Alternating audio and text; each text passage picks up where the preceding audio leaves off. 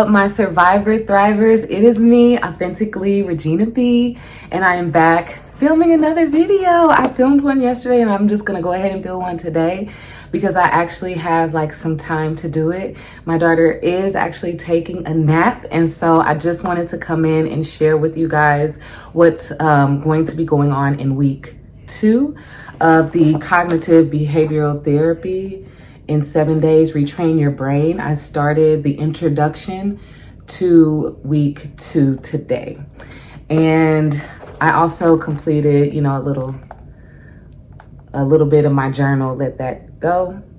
In case you're new to the channel, these are my therapy workbooks that I will be working through on this journey. So I really enjoy sharing my workbook journey. It's like video therapy. It's very, very helpful. And my intention is to help someone else out there that's like me, or not like me, but just, you know, is interested in the content. So let's get right into it because I want to start shaving time off of each video.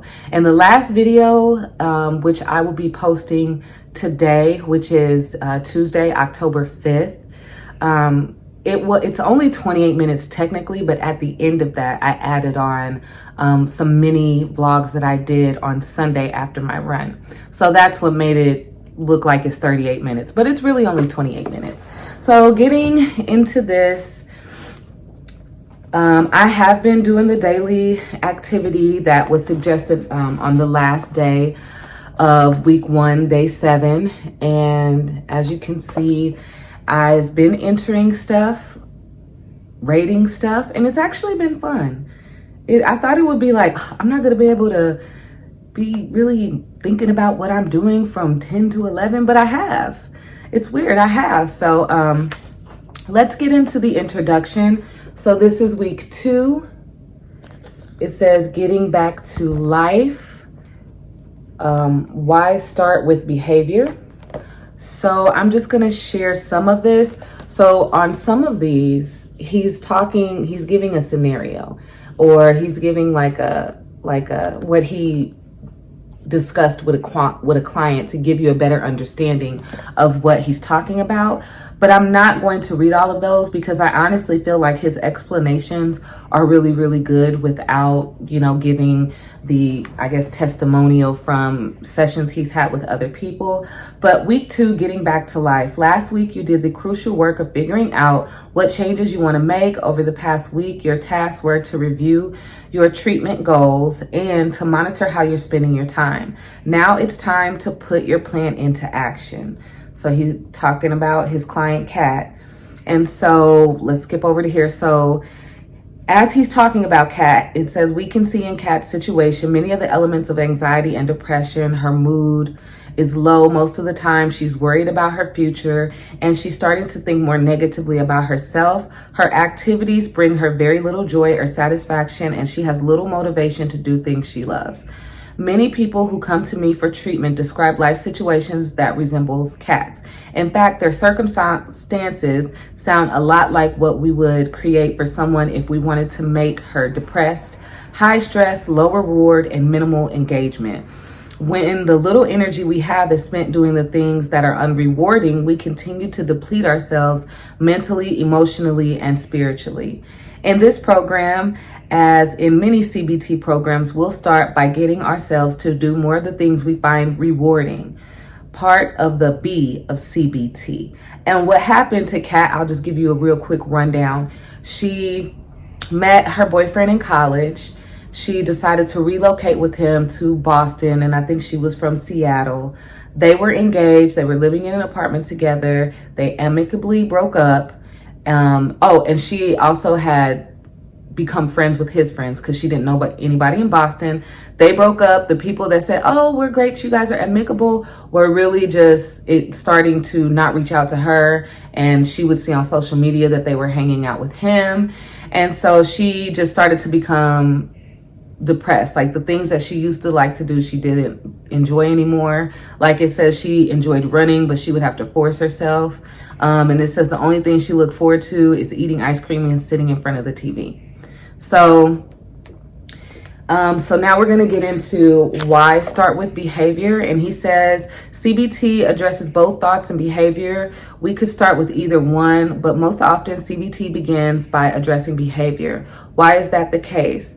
First, it tends to be the most straightforward place to begin. Doing more of the things we enjoy is not complicated. That's not to say it's easy, but it's relatively simple, and the simplest approach is generally the best place to start. I do agree. I've been training myself, and I've learned that if there's things that I don't want to do it anyway. Like, I don't feel like reading, do it anyway. And in your mind, you could just be thinking, oh, I want to be done with this, but just do it anyway.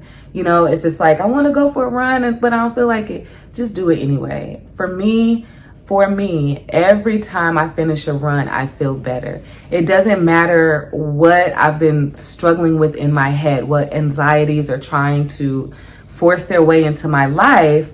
When I do something active, it helps. It really helps to lighten my mood, to lift my mood, to I'm not thinking about anything that I'm anxious about. And so even doing these videos, that's why I'm committed to doing this and doing the work, because even when I'm doing this, or if I'm trying to edit something, those distractions, those anxious voice, or those negative thoughts, or those negative situations with negative people, they're just not in the front of your mind. And so with him having us do logging our day and putting, rating activities, it's a great distraction. It's a great behavior to help combat anxiety and depression. So I do agree with him. So the next page on this introduction is, why am I depressed? And it says, we don't always know what caused our depression. Thankfully, we don't have to figure it out before we can start to feel better. In fact, studies by the late Susan Nolan-Holscombe, you can see that, and her collaborators found that if we spend too much time trying to get to the bottom of why we're depressed, we can actually feel worse as our minds begin to ruminate unproductively. The fastest way to feeling better and staying better is doing things that keep us feeling well. That is so true. I am one of those persons, it's like, I want to understand why. And here recently, it's been like, I don't understand. And it's okay. One of my favorite scriptures that always pops into my mind when I'm just running, or I'm on that hamster wheel of like, why? I want to understand. I don't understand. It's like, and while I was running today, it came to me, and it was like, trust in the Lord with all your heart and lean not to your own understanding. In all your ways acknowledge him, and he will direct your path.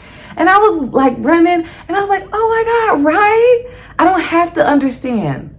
I don't understand, and it's okay, and it just I don't understand why. I don't understand, and it's okay. Trust in God, trust in the Lord. So that is so true. So then it says, second, research has shown there's a big bang for your buck effect from getting more active. In other words, a little investment in behavior can go a long way. Doing the right kinds of activities tends to have an antidepressant effect. Yes. Finally, changing our behavior can jumpstart changes in our thinking. For example, we might believe, like Kat, that nobody really wants to spend time with me. A quick way to test that belief is to ask our friends if they want to get together. When they most likely say yes, we have evidence that people actually do like us enough to spend time with us. The treatment approach we'll focus on in this chapter is called behavioral activation. While it's generally described as a treatment for depression, it can lower anxiety. Yes. That is so true. And not only that, scientifically, being active does trigger dopamine and endorphins that they put in medications to help combat anxiety and depression. So scientifically, yes, that is actually true, and it's awesome. Next, it says, what should I do? Many things can lead to depression, such as losses, jobs or relationships, and major stresses. Major stresses. Whatever the cause, once we're feeling down, we tend to cut ourselves off even more from things that make us feel good. As a result, our mental, emotional, and physical resources are not replenished. Our bank account, so to speak, is overdrawn. Yeah. So when we do the right kinds of activities, we feel better. But what makes an activity right? The short answer is that it needs to be rewarding to you. To you. I always like to say, get after whatever your get after is. If it's running, if it's walking, if it's jogging, volleyball, basketball, Zumba, yoga, Pilates, just dancing in your living room, whatever your get after is, get after that. Because if you do something because it looks good for someone else, like, oh, I'm gonna do that because look at her, you're not gonna enjoy it. And then you're not gonna receive the reward of doing something that you actually enjoyed. So yes. Okay, so it says, if we just do these things and you'll stop feeling depressed, we might be telling you to do things you don't care about. It's hard enough to do things we like to do when we're depressed and anxious, let alone activities we don't care about or find aversive. The developers of behavioral activation determined that the activities you plan have to come from your values as described in a treatment manual by Carl Lejeuz, Lejeuz, and his fellow authors. In this context, values doesn't have a moral or ethical overtone. Although your values can include morality and ethics, here your values are anything that you enjoy, love, or get satisfaction from doing. As with goals, you are the only person who can decide what your values are. The values you articulate here have to resonate with you. We often base our values on what we think should be important to us, maybe by relying on what our parents told us or on what we think society expects of us. Instead, our values should be based on what brings us pleasure or enjoyment, gives us a sense of mastery or accomplishment, and feels like it's worthwhile. And good news, you've already done a lot of thinking about these kinds of values through the work you did last week. Let's build on that work as you define your values. So there's that. Which comes first, doing better, doing more, or feeling better? When we're feeling down and stuck, we often become less active. We don't feel like socializing, exercising, taking care of our living space, and so forth. We can find ourselves stuck in a catch-22. We won't feel better until we do more things, and we won't do more things until we feel better. We often tell ourselves that we'll be more active once we start feeling better. CBT takes the reverse approach because we generally have more control over our actions than our feelings. So true. If we wait till we feel well enough to be more active, we may be waiting a long time. So true. So in the next pages, he breaks down what's important. He helps his client Kat to determine what's important to her. And then he makes a diagram of Kat's choices. And so I'll just show this to you. Let's see, I'm gonna get a little bit closer. Yeah. So I like what he's saying here. And so basically when you're feeling depressed, if someone invites you somewhere, I know for me, how I'm just going to break this down, how I interpreted it is, if you're feeling depressed or anxious about something and you, for example, get an invitation somewhere, what he's going to have her do is determine the best behavior for the best reward or the best outcome, the long-term effect. So as you can see here, there's the invitation.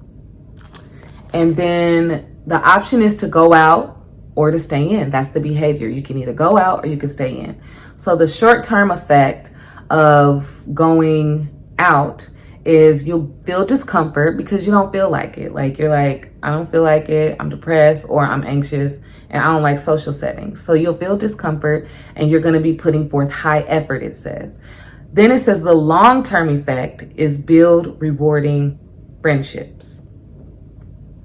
So next, the second option is to stay in. The short-term effect is comfort and low effort because you're just staying home. You don't have to put forth any effort and you're comfortable.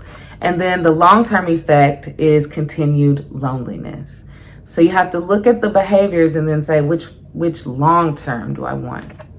So I liked how he broke that down and I was like, I'm going to use that.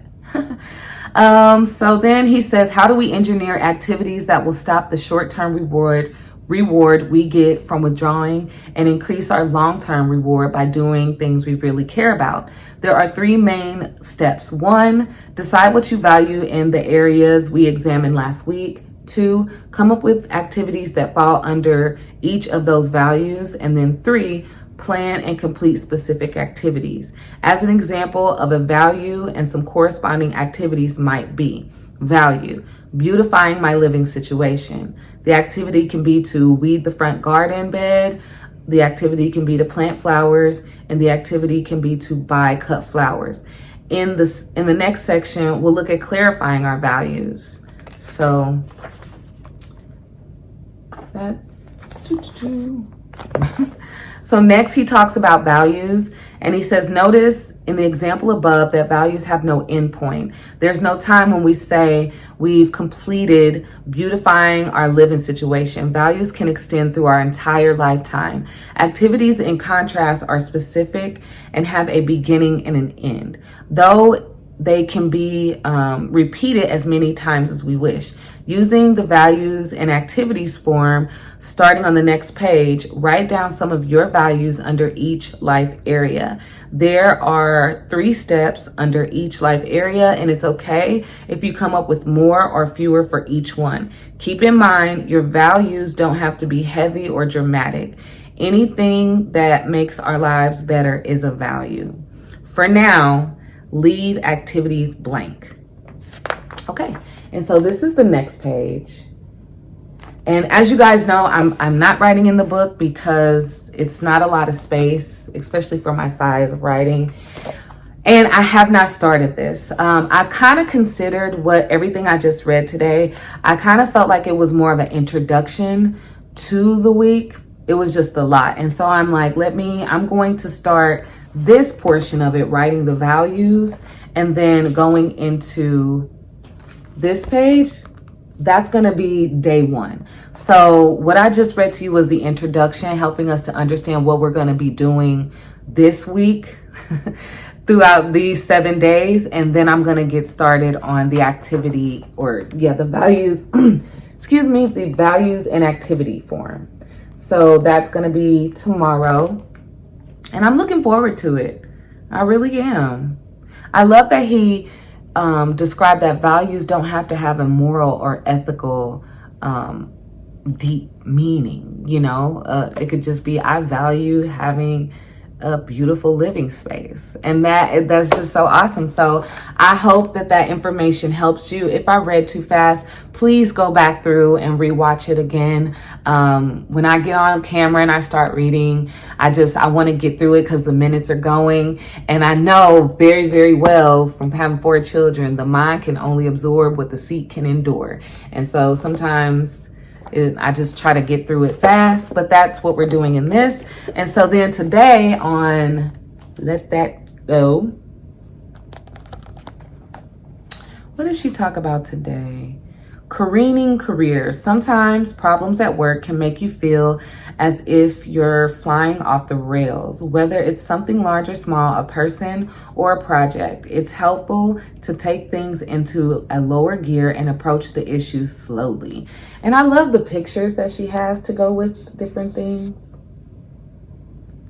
This is such a great buy. I see why she has such great ratings. This book has such great ratings on Amazon. It's just really fun. And you are doing self-care. You are doing therapeutic work as well. I just love it. So it says, what are a few things that drive you nuts at work? As you guys know, I'm a stay-at-home mom. So I'm going to tread light. Well, I'm just going to be honest. Authentically, Regina B. I'm just, my son's attitude.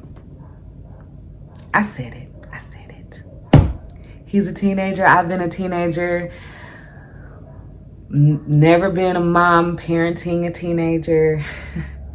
And it's a struggle. It's a struggle. Sometimes I'm just like, I love you, but go away. No. Constantly having my name called, my title, I guess, mommy. Clutter And people thinking I'm not doing anything or not busy. I feel like as a stay-at-home mom, people just feel like you're not doing anything. What I'm doing right now is something. It's something to help my career, my job, what I'm doing. So it's like, yeah, this is fun. And yeah, I am filming myself and it's fun, but I'm busy. I'm doing something. You know what I mean? If I'm praying, I'm doing something, okay? If I'm cleaning the kitchen, I'm doing something. If I'm watching a YouTube video, I'm doing something. I'm taking a break, okay? How could you slow down, take a breath, and approach it in a productive way? Understanding he is a teenager and not in control of himself.